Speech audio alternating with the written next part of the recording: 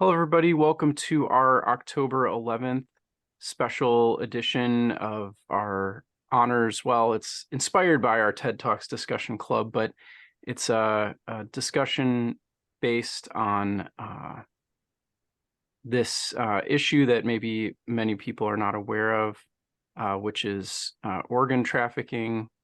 And it will be presented by our new honors faculty member, Dr. Yolanda Harper. I will turn it over to you, Dr. Harper, to just briefly introduce yourself and then introduce the topic.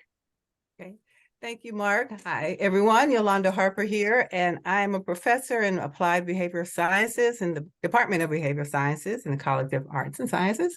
And my PhD is actually in clinical psychology. So I practiced many years doing a lot of child assessment, child and family work, and came to UAGC in 2013. So I've been here 10 years now, but it's just great to be here with you all. And I look forward to hearing from you all. I've taught a few honors courses in the past and look forward to teaching more in the future. So let's jump right into it.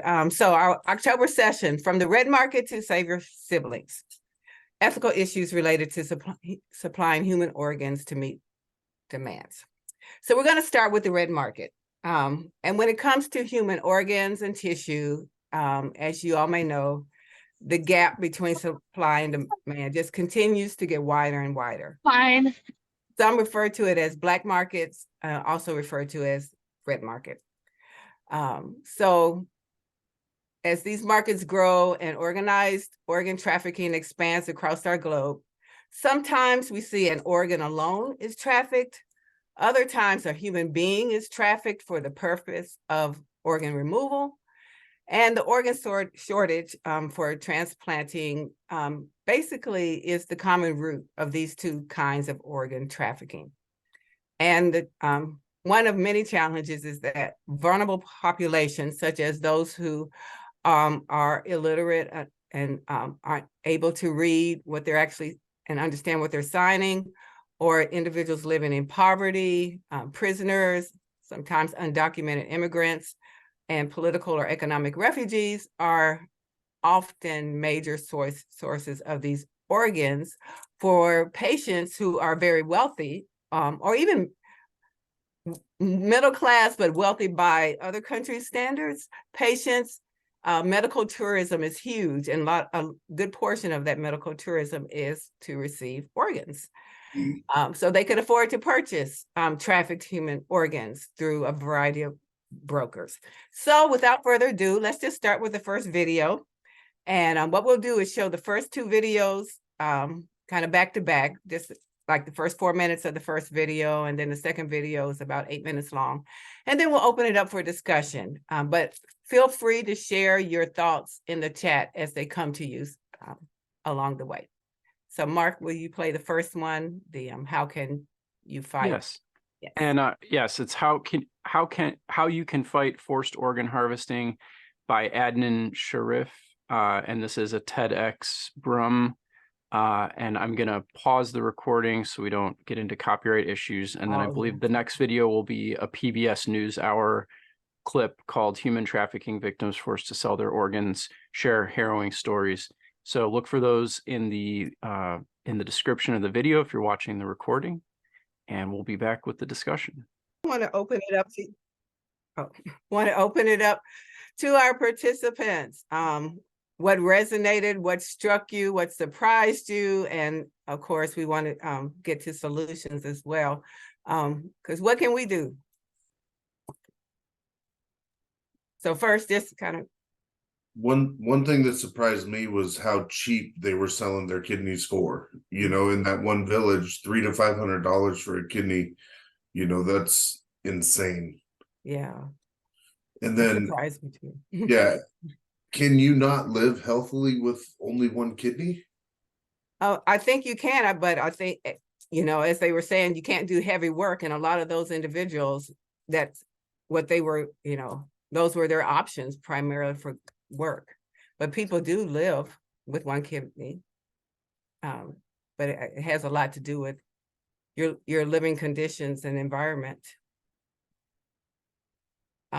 Carly said, what resonated with me was the families as they struggle to make the money to provide often sold their organs. Yeah.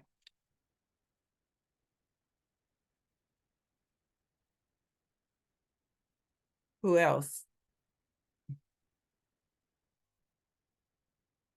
One thing that struck me when on the first video, when the guy was, and I don't know how well you could hear it, he was talking about people going online to book their heart transplant weeks in advance, and thus, because the transplant has to take place within hours, they were booking someone's death weeks in advance. That one kind of stuck out to me as well as in, and I understand desperate people, you become desperate. And I think that some people, those people who might be booking weeks in advance, maybe they don't realize that it has to be done within hours and that they are essentially killing someone in order to save themselves. Or if they do, they just look the other way because they're just so desperate. And it is sad and disheartening to know that there are so many people who go on that transplant list who never get what they want, and who never end up receiving a transplant. And so I can understand the desperation from their point of view. And I can also understand the desperation in the second video of those people who are struggling to live, who are struggling to survive, who are trying to support their families, especially the 19-year-old boy that, that was so sad. He thought he was getting the promise of a job. He thought he was doing what was best for his family, helping his family, being that breadwinner. And then he gets drugs and wakes up to find that his kidney is missing. And now the one job he could do or was planning on, was able to do previously to try and support his family, he can no longer do. And it's just put them in an even worse position than they were before. Yes. Thank you, Samantha, for that. I first encountered this tragedy way back in 2002 when I watched the movie Dirty Pretty Things, which I cannot recommend enough, although it's not an easy movie to watch. It's actually about a Nigerian doctor in London who gets co-opted into surgical procedures, swapping kidneys for illegal passports in this underground, in this very troubling underground environment. And it's absolutely shocking. And it's shocking to think that people could be reduced to such straits that it seems like the only way out, and that other people who are desperate, obviously there's a huge market. And the only hope I see, and I know I'm jumping the gun here, but the only hope I see is in lab produced organs, which seems like the only avenue to resolve this and take the pressure off this happening. Because otherwise, I just don't see it ending. I don't see another way to bring it to a stop. The demand is too great and the availability is too small. Is that Marinea? Would you be willing to unmute and share your thoughts about decellularization?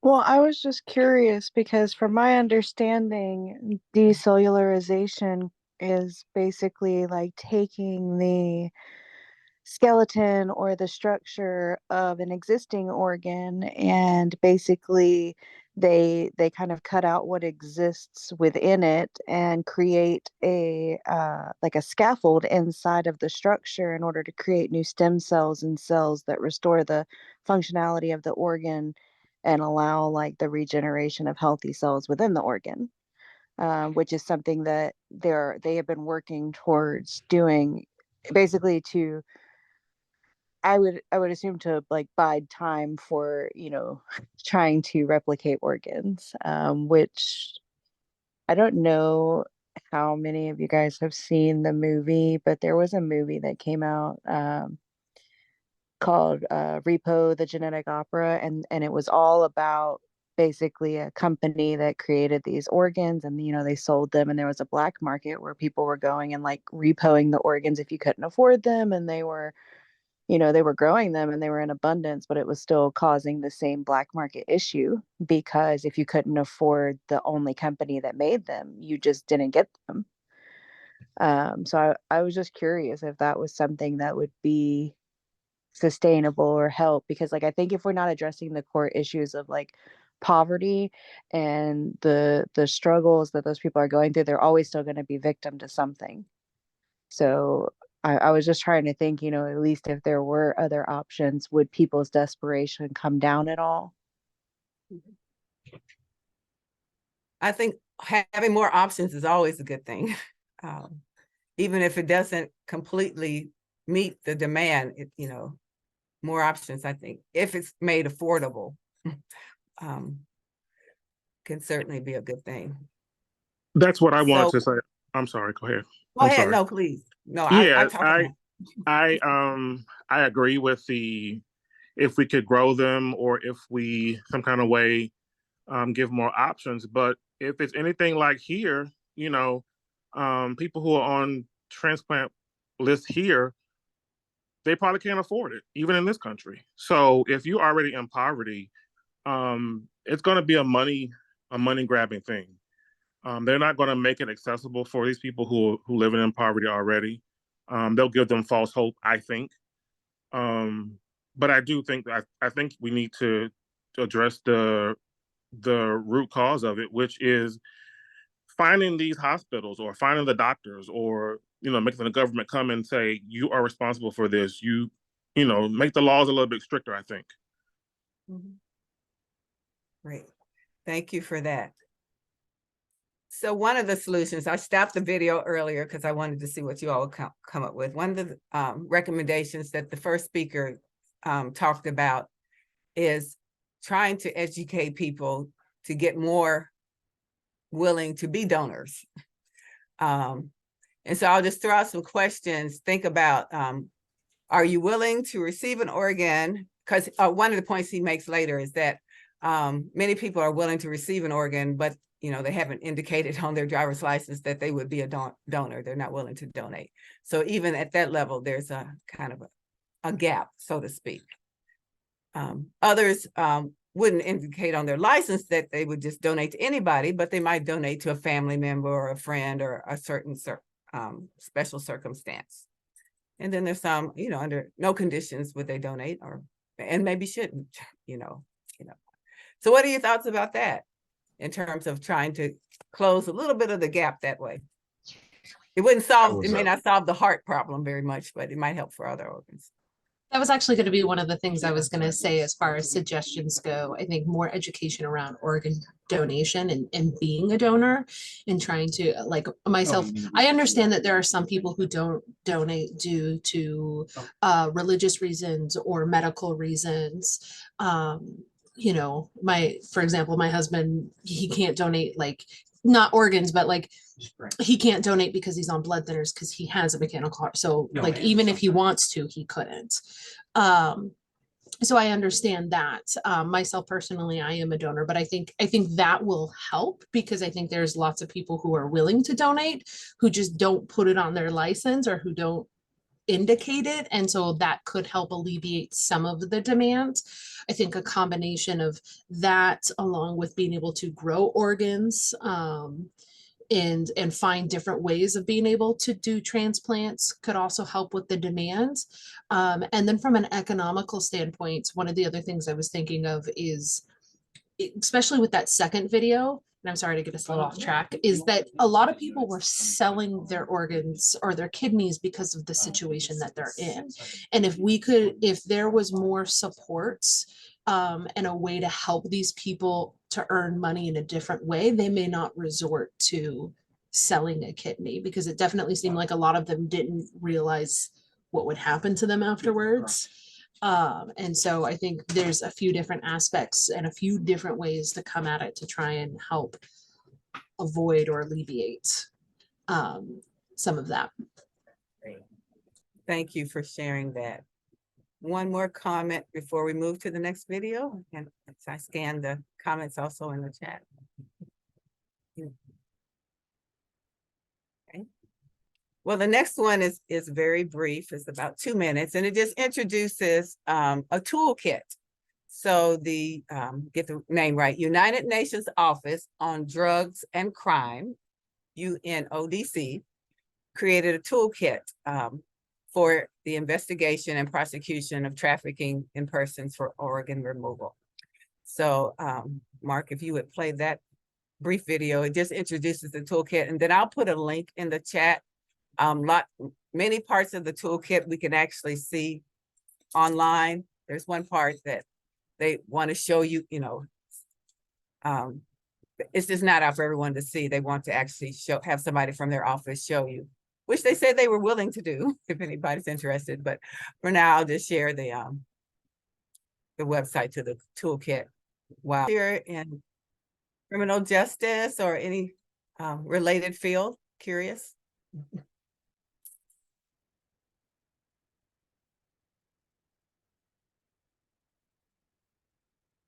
So again, I just wanted to let you know that efforts are being made to educate and to investigate and prosecute, as the title of the toolkit indicates. And it is interesting to kind of click through. There's some, again, a lot of public education pieces, and then there are pieces clearly for practitioners. Okay. So with that, we're just a little bit past the halfway mark. Great timing here. So we'll move on unless anyone has any last final call for comments on this topic. Well, I have a question. So to what extent does like patient privacy hinder investigations on like these type of crimes? That is a great question, and I don't know the answer to that. I would think, first thing that comes to mind is I think about people from our country as well as others partaking in medical tourism and getting organs that way. I guess it depends on if they have the same type of confidentiality and HIPAA laws as we do, and that I don't know. It probably varies on a country to country basis. But that is a great question.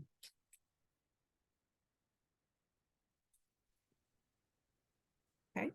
All righty. So the next related but different topic, savior siblings. I don't know how many of you have heard that term, but a savior sibling is a child who is born to provide an organ or bone marrow or cell transplant to a sibling affected with a fatal disease. Many are created by in vitro fertilization, and then there's a kind of pre-implantation genetic diagnosis that happens to make sure that they are actually compatible and will be able to provide what the sibling needs before implantation. And over 3 decades ago, it kind of became a national conversation about medical ethics when Marissa was conceived in hopes that she would be a bone marrow match with her sister who had leukemia. And if you follow them over time, the bone marrow taken from Marissa when she was 14 months old did save the life of her 19-year-old sister, Anissa. I'll put the link to an article that was around the controversy at that time from the Washington Post. But as another example, we have a brief video, just for a little over 4 minutes, from another case. And it follows the Nash family 17 years later about the controversy around decision the parents made to save the daughter that was dying at that time. So Mark, if you would play the last video.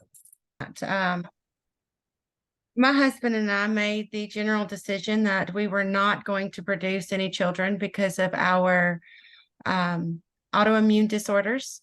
I can't sit and think to carry something under my heart for that long and know that it's going to suffer the way it does, or the way that we do.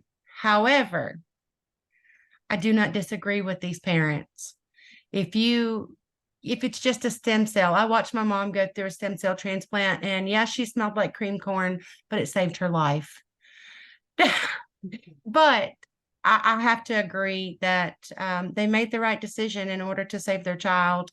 And I do not disagree with them at all. If I wasn't the age that I was and technology was far better than it was back then, I would have probably made the choice to see if we couldn't remove the DNA that would cause our children to get the autoimmune disorders that we have. And they are hereditary. It's not something that's ever going to be curable.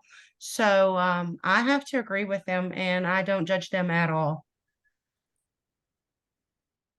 Thank you for sharing that.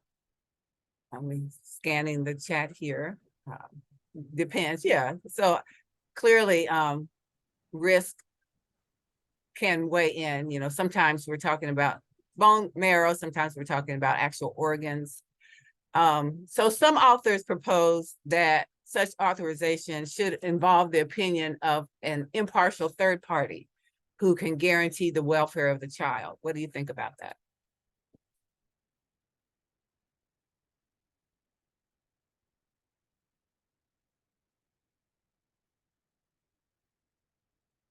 Oh, okay. Yeah, so and I'll put it in the chat too. So some propose that before minor children who can't give their own consent are allowed to or utilized for donation, that there should be some kind of impartial third party who can guarantee the welfare of the child. Honestly, I kind of agree with that, just because I think when it comes to desperation, I think it's really the desperation part of it. You know, I think sometimes we make we think we're making the right decision for our children, but we're so, at the same time, so desperate to save our children, to protect them, that maybe we don't always see what is the right thing to do. So I definitely, I agree with the first thing. It really just depends on what the situation is, what's being donated. But when it does come down to, I'm gonna have my 14-month-old donate, you know, I think maybe having that third party who's impartial, just to double check and make sure that, yes, this is something that they could do. There's not going to be any bad repercussions of it. Just to make sure that we're not being blinded by our own feelings about something. I know that I have made decisions in life, and then looking back on it, realize that at the time I thought I was doing the right thing. But looking back on it, I was not in the right mind to make that decision. And so I think having that third party just to ensure that kids are being safe, you know, that their well-being is thought of and is considered before those decisions is made is a good idea. Thank you for sharing, and thank all of you who are putting your comments in the chat as well. And obviously, you know, this story and the story that I sent you the article to in the Post had quote unquote at least happy middles. We don't know what the ending is, right? Because they're still, but at least happy middles at this point. Not all babies that have been conceived to donate have made it. So.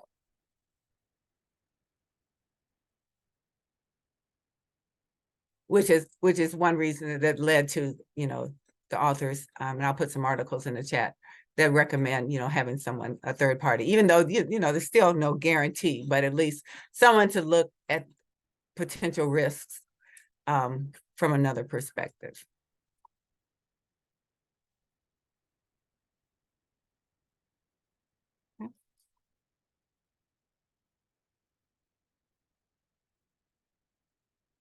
Okay. So any other thoughts?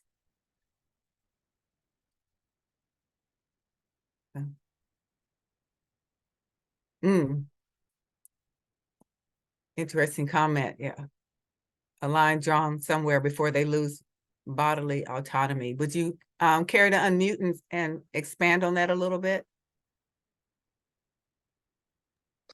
Yeah, sure. So I think that there is a line between I will give you what I can, what I have enough of, and what is not harmful to me, and being a human sacrifice to save someone else's life, when that's not something that children especially are in a position to do. They shouldn't be put in that position. Like I had said before, you know, are things that are within reason, and then there are things that like infringe on the intrinsic rights of another being. And you know, I think that if we're considering everything, you know, fairly, just because another child was born to help save a child doesn't mean that they won't develop their own conditions or have their own consequences. And I feel like, you know, it's wonderful that they can help. And then there's nothing saying that they would, but there's nothing saying that they won't. And what happens when you put that pressure on someone? What happens when you know, they go through these things and their own life circumstances happens. Maybe they have a mutation or they develop something totally different, and then they don't have what they need to fight it off themselves, and they did that because they were pretty much conditioned from birth to be that sacrifice. And I'm not sure that that's much better. Yeah, thank you for elaborating.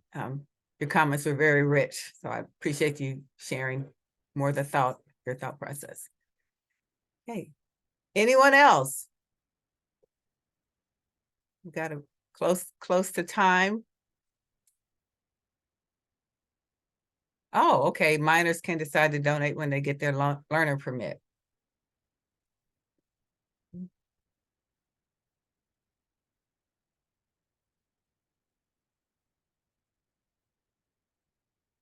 So we would assume certainly by that age, most, if not all, should have the cognitive ability to at least somewhat understand, you know, what the consequences or potential consequences, because we as adults don't always know all the consequences of our choices either.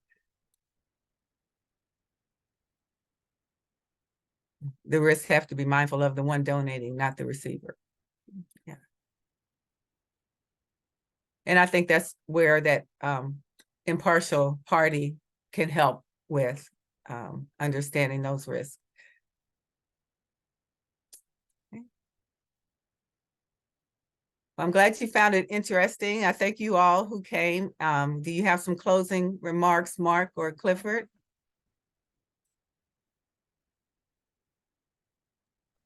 Well, I'll just say thank you all of you that are involved in the honors program.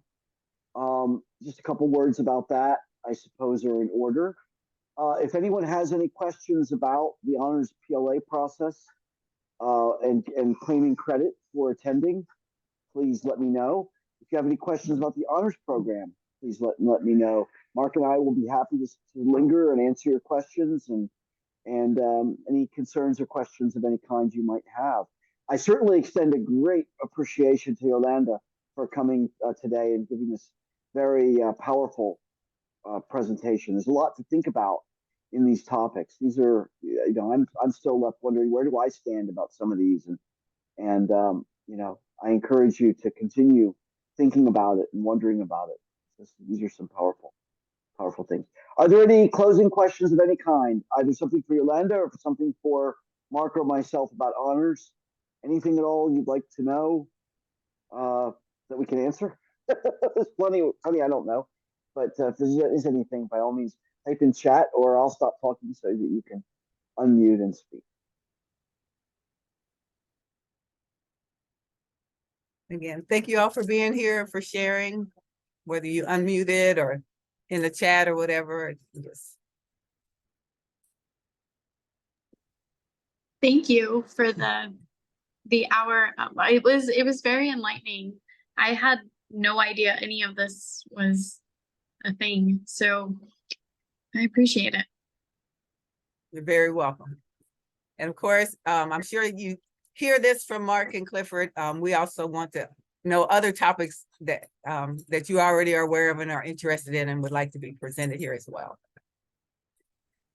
Thank you. Yes, in fact, before you go, I'm excited. I can actually announce an event coming up that has not yet even been posted. It was just set up today. I'm going to have to go into my email to locate the details here. But this in month of November, we will be fortunate enough to have a guest. Here we are, a roundtable on November 15th featuring Professor Dana Hill, who will be speaking.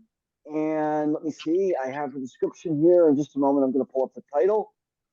The title is Supply Chain Challenges for Goods, Medicine, Services Due to War. And let me just read briefly Dana Hill's description of this. Very recently, we've heard news about wars in Ukraine and Israel. Many countries are frequently involved in conflict. The United States depends on many countries for both exports and imports of goods, services, and medicine. War disrupts the supply chain and access to medical care and necessary goods, not only in the areas where there's conflict, but to the United States and other countries that rely on each other for products and services. For this roundtable discussion, consider the goods, services, medical equipment, and humanitarian efforts that are disrupted and how these affect people around the world and in the United States. And again, that is going to be on November 15th. And I'll be posting that first in the honors live in the honors learning community. I'll get that posted there tomorrow. And then Mark will be sending out reminders about it as well. So we're continuing our commitment to offer 2 live events every month, the regular TED Talks and and these other discussions that are being hosted by a variety of other instructors. So that's exciting.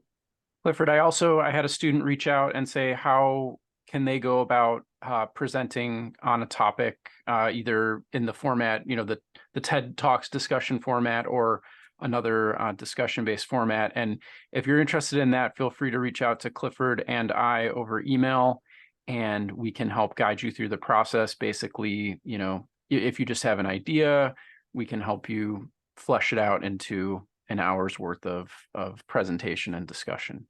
So, and we totally support that. We certainly, it's reflected. It's more than an hour that you will get credit for doing that. Don't quote me. I think it's 3 actually. Maybe you should quote me on that. But it's something like that, which allows for the time for preparing and delivering as well. We really encourage that. Those have been some really awesome discussions.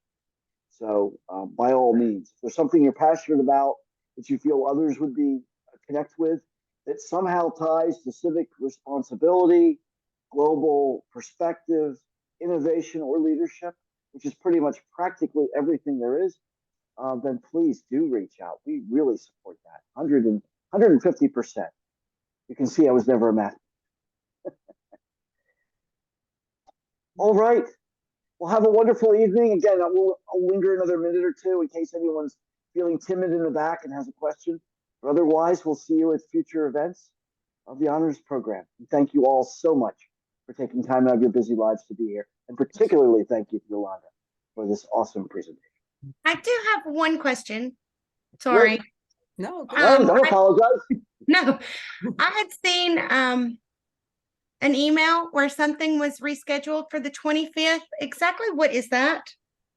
What happened was the regular TED Talks discussion would have been this time, which is why I went over to the other Zoom link and rescued some of you from over there, because that would be the normal. But in order to offer this special one, we've moved the TED Talks to the 25th. So the TED Talks discussion, which normally meets the second Wednesday of the month, is now meeting the 4th Wednesday of October. Gotcha. I appreciate that explanation. I was unsure of what was going on. Yep. No worries. I'm sometimes unsure of what's going on too.